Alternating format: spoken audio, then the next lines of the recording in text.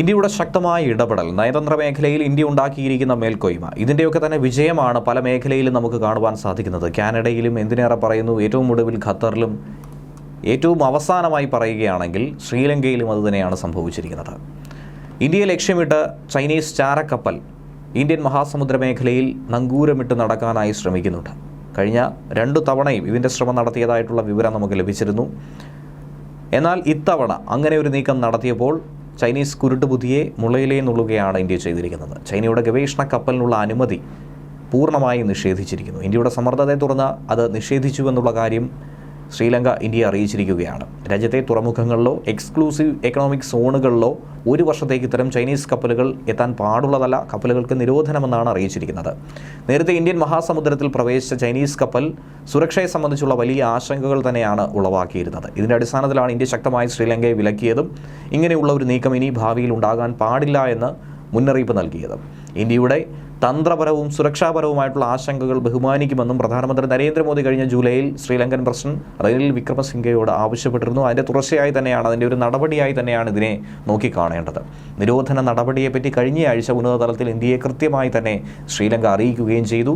Chinese കപ്പലിന് വിലക്കേർപ്പെടുത്തുകയും ചെയ്തു. ഗവേഷണ കപ്പലെന്ന് ചൈന വിശേഷിപ്പിക്കുന്ന ഷിയാങ് യാങ് 3 ജനുവരി 5 മുതൽ ഇന്ത്യൻ മഹാസമുദ്രത്തിൽ ആഴക്കടൽ പരിവേഷണം നടത്താൻ ഒരു നീക്കം നടത്താനിരിക്കുകയായിരുന്നു. ആ നീക്കത്തെയാണ് ഇപ്പോൾ തടഞ്ഞിരിക്കുന്നത്.